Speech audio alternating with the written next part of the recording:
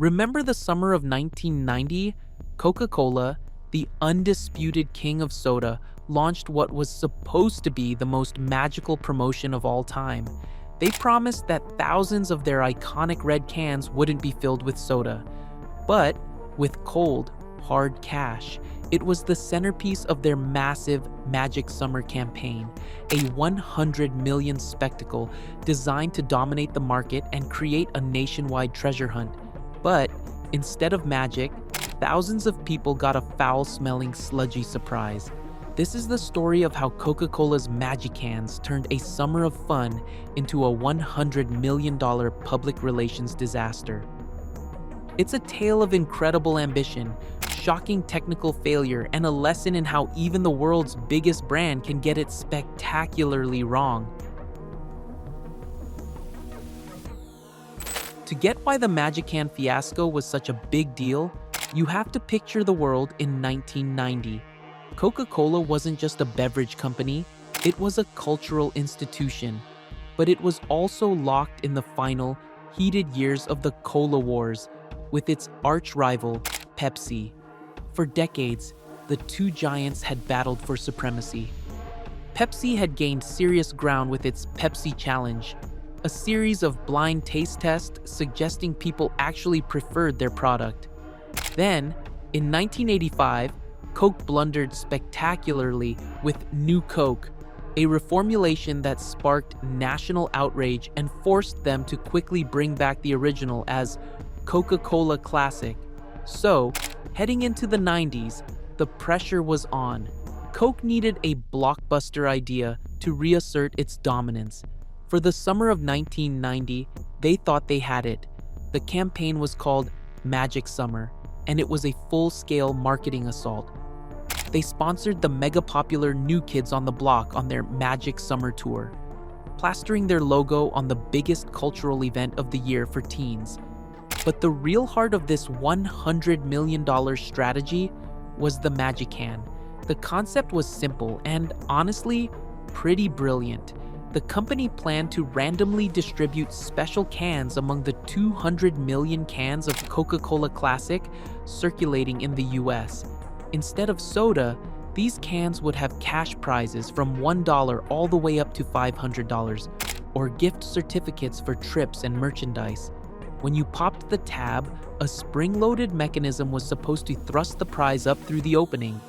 It was interactive, exciting, and it promised to make every can of Coke a potential lottery ticket. Coke was so confident that they even sent preloaded MagiCans with cash inside directly to journalists to launch the campaign, a bold move that generated a ton of buzz. As the cans hit shelves on May 7th, 1990, the hype was immediate. Sales spiked. People across the country were swept up in the frenzy, shaking every can in the cooler, hoping to hear a telltale rattle that wasn't there. For a moment, it seemed like Coca-Cola had created the perfect promotion. The magic was real, and it was working. But behind the scenes, a critical flaw was about to turn Coke's dream into a nightmare.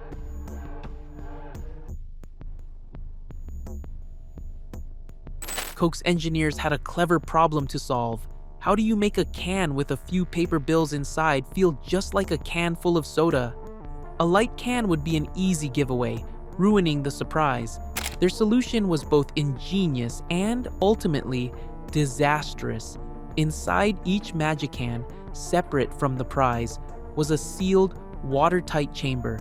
To get the weight right, this chamber was filled with a liquid ballast. But what liquid to use? It couldn't be soda because that might tempt people to drink it.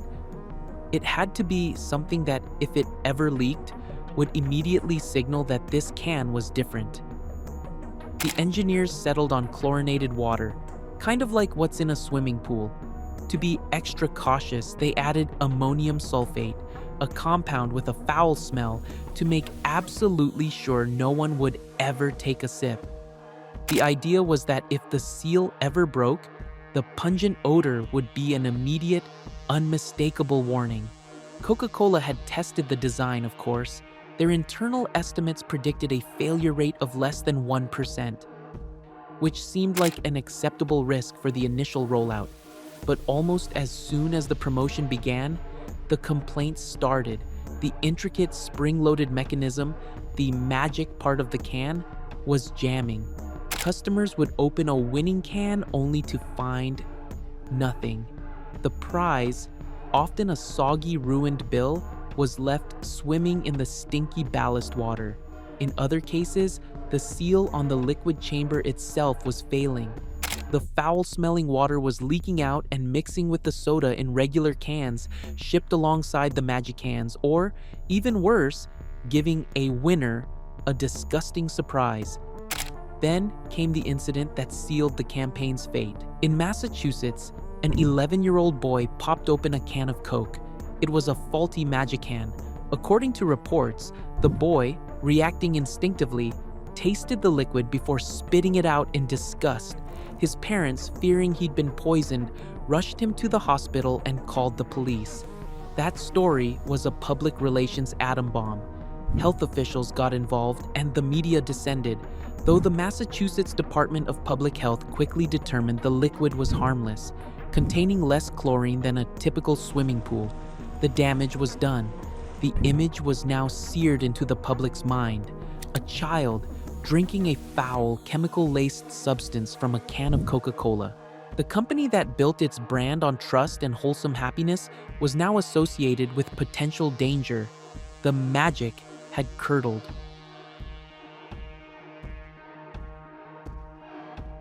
Coca-Cola's first reaction was damage control. Worried about the spiraling bad press and the threat of lawsuits, the company took out full-page ads in 50 major newspapers.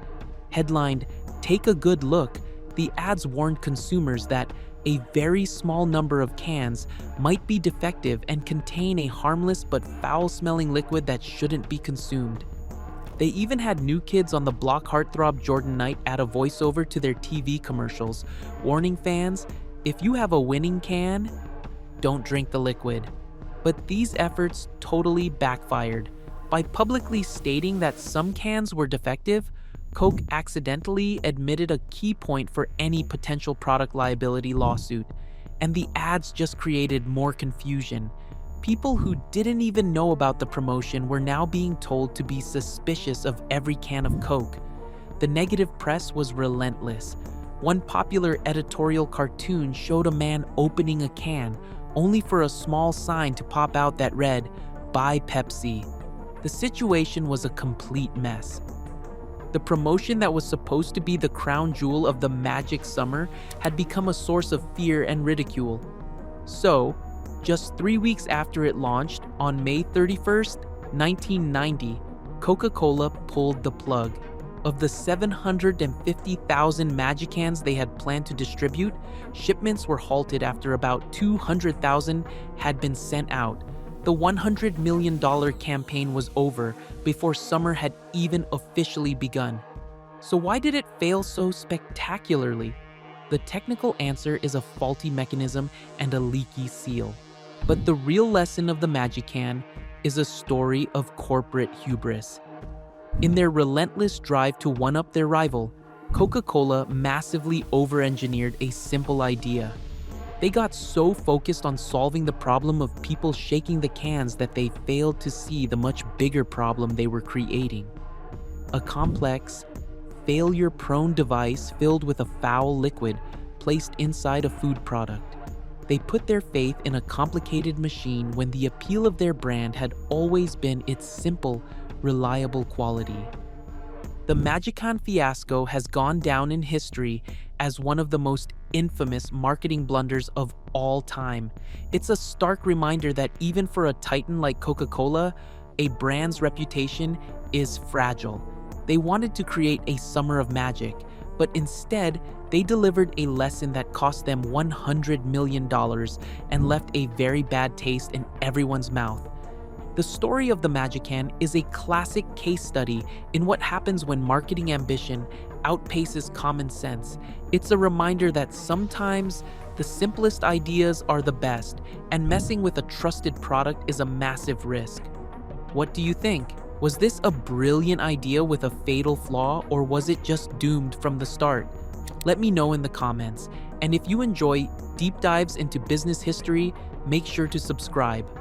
Ultimately, the failure didn't do much to dent Coca-Cola's long-term dominance.